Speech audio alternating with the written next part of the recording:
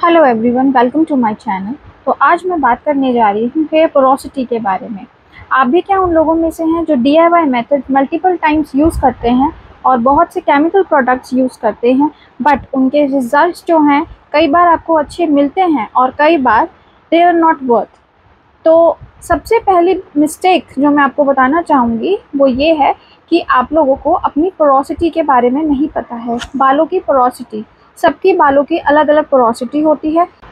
Porosity से I mean कि आपके बाल कितने पोरस हैं, वो प्रोडक्ट को कितना एब्जॉर्ब करते हैं, मॉइस्चर को कितना एब्जॉर्ब कर पाते हैं, राइट। तो पोरोसिटी हम बालों की 3 कैटेगरीज में डिवाइड करते हैं। First is low porosity, then medium porosity and next one is high porosity. सबकी इंडिविजुअलिटी पोरोसिटी बालों की अलग अलग होती है। तो आपको एक टेस्ट देना होगा। टेस्ट किस तरह से होता है, देखो मल्टीपल टेस्ट होते हैं, ठीक है। सबसे पहला टेस्ट होता है पानी के ग्लास के अंदर आप अपने हेयर स्टैंड को, please make sure hair stand जो है वो एकदम क्लीन होना चाहिए। Your hair should be properly washed with the shampoo, maybe a clarifying shampoo, right. उस वॉश्ड हेयर स्टैंड को आप पानी के ग्लास में रखेंगे, पानी लेंगे ग्लास में और उसमें आपको अपना स्ट्रैंड रख देना है, ठीक है। Then you have to wait for approximately 2-3 minutes. Then the result may vary. अगर आपका हेयर स्टैंड जो है वो पानी के ऊपर ही फ्लोट कर रहा है, then your hairs are of low porosity, ठीक है। अगर वो ग्लास के पानी में सेंटर पर है, बीच में फ्लोट कर रहा है, तब वो आपका मीडियम पोरोसिटी हेयर है। और अगर वो सबसे नीचे है, it has settled at the bottom, then your hairs are of high porosity, ठीक है। ये टेस्ट लेने के बाद आप एक और टेस्ट ले सकते हैं। आप नॉर्मली जब आपने अपना हेड वॉश किया होता है, प्लीज़ मेक श्योर सारे टेस्ट आपको वॉश्ड हेयर्स पर लेने हैं। जब आपने अपने हेयर वॉश किए होते हैं, उन पर आपको एक स्प्रे बॉटल से पानी को स्प्रे करना है, राइट।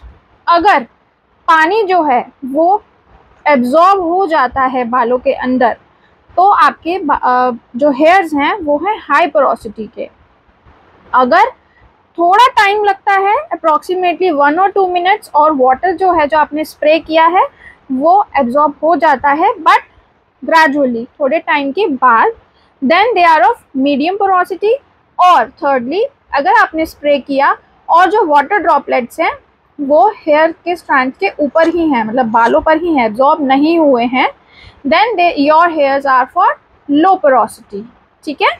नाउ अपने हेयर की पोरोसिटी को जानने के बाद आपको बहुत सी चीज़ें अपने हेयर केयर रूटीन के अंदर चेंज करनी होगी। जब आप जान चुके हैं कि आपके हेयर्स जो हैं वो कौन सी पोरोसिटी के हैं, अब मैं सबसे पहले बात करूंगी लो पोरोसिटी हेयर्स की। अगर आपके बाल जो हैं वो पानी के ऊपर ही फ्लोट कर रहे थे, तो आपके जो पोरोसिटी है वो लो है। और उनकी केयर किस तरह से करनी है?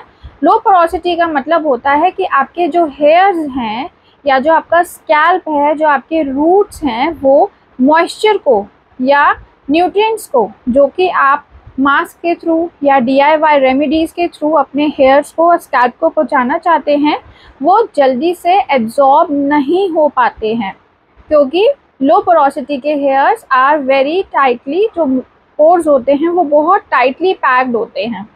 तो इसके अंदर आपको क्या करना है? The first and foremost thing for low porosity hair that you have to take care is that whenever you are using any of the oil, you need to be very careful that आपको बहुत ज़्यादा thick oils like castor oil, mustard oil, बहुत जो thick consistency के होते हैं उस तरह के ऑयल्स आपको यूज़ नहीं करने हैं। क्यों यूज़ नहीं करने हैं? बिकॉज आपके पोर्स ऑलरेडी टाइट हैं। अगर आप उन पर थिक ऑयल्स का एप्लीकेशन करते हैं तो वो आपके स्कैल्प पर ही फ्लोट होता रहेगा and it will eventually end up in product buildup और oil buildup।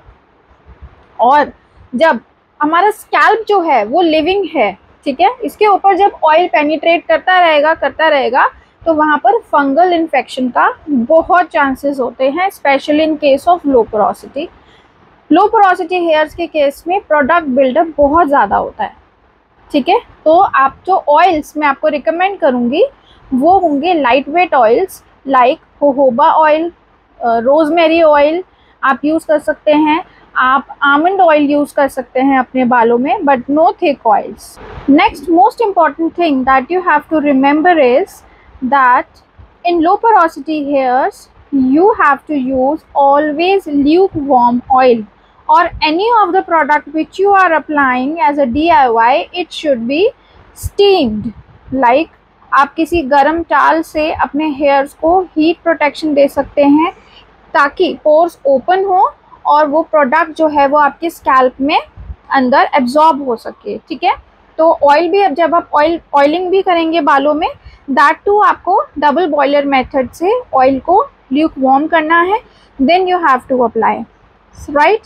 Next most important thing is oil massaging. Low porosity hairs वाले जो हैं बहुत विग्रसली ऑयल को मसाज करते हैं, हेयर्स में मसाज करते हैं, क्योंकि उनको पता होता है कि जब तक मैं मसाज नहीं करूँगी तो मेरे बालों में ऑयल अंदर नहीं जाएगा। But that is completely a myth, क्योंकि ऑयल बहुत थिक है और आपके पोर्स बहुत क्लोजली पैक्ड हैं, तो वो वैसे भी अंदर नहीं जाएगा।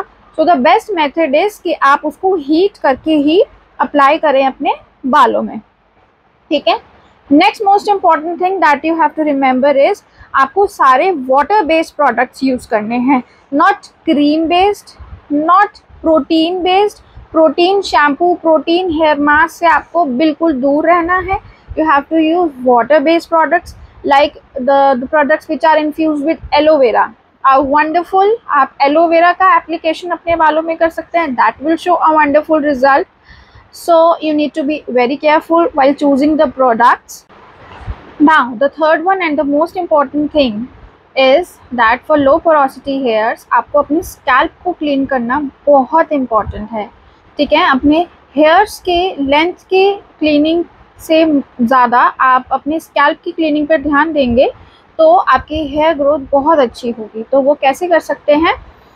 First and foremost is invest in any of the clarifying shampoos, या फिर आपको अपने स्कैल्प पर डैंड्रफ नहीं होने देना है बिल्कुल भी, उसके लिए आप अच्छे एंटी डैंड्रफ शैम्पू यूज़ कर सकते हैं। Another one is that you can give your hair an apple cider vinegar wash. आपको 1:4 की रेशो में एप्पल साइडर विनेगर लेना है, that is 1 ratio is for आप ACV and rest of the part would be water, and make a decoction of this and use it in your hairs. Invest in a good hair steamer. आप कोई भी जब mask या कुछ किसी भी चीज़ का एप्लीकेशन करते हैं तो आप उसको हीट दें ताकि वो अंदर एब्जॉर्ब हो सके। ठीक है, now let's move to the medium porosity. Medium porosity के लोग जो हैं आर रियली ब्लेस्ड, बिकॉज उनके स्कैल्प में या उनके हेयर्स में इतना ऐसा कोई इशू नहीं रहता है।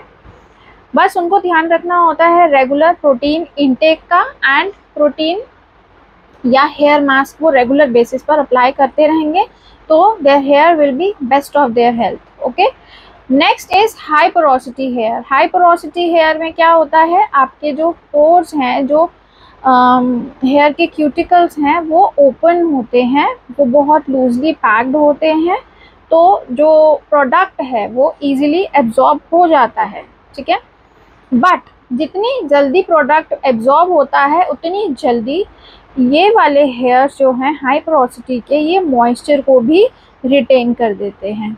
तो you need to be extra careful about their moisture content. ठीक है, तो आपको जितने भी हाई प्रोटीन के मास्क होते हैं, प्रोटीन DIYs होते हैं, एग मास्क होते हैं, they work wonders with high porosity hairs. आप भर भर के इनको यूज़ कीजिए।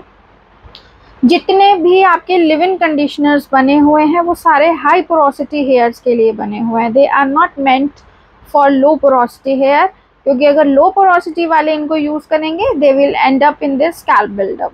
ठीक है, तो अच्छे से लिव इन कंडीशनर लगाइए अपने बालों में। आपके बालों को, हाई पोरोसिटी हेयर वाले के बालों को बहुत ज़रूरत होती है मॉइस्चर लॉक की।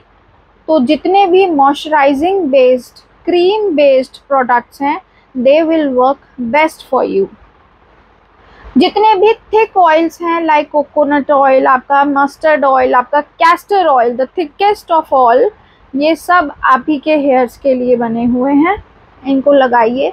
सो आई होप मैंने अपनी तरफ से पूरा एफर्ट किया आपकी हेयर की पोरोसिटी को समझाने के लिए, और प्रोडक्ट्स आपके बालों पर काम क्यों नहीं करते, प्रोडक्ट्स में आपको इन्वेस्ट करना है, ये सब मैं क्लियर कर पाई। अगर आपको मेरी वीडियो से रिलेटेड कंटेंट समझ में आया, आप पोरोसिटी के बारे में जान पाए हैं, आपको ये वीडियो अच्छा लगा है, तो प्लीज़ मेरे इस वीडियो को लाइक कीजिए, मेरे चैनल को सब्सक्राइब कीजिए, और इससे रिलेटेड अगर कोई भी क्वेरी है आपके मन में तो please comment down below and ask me. Please share this video for those who are using any of the DIYs or any of the product vigorously and they are not getting their results, because to know your porosity is very important, right? Thank you so much.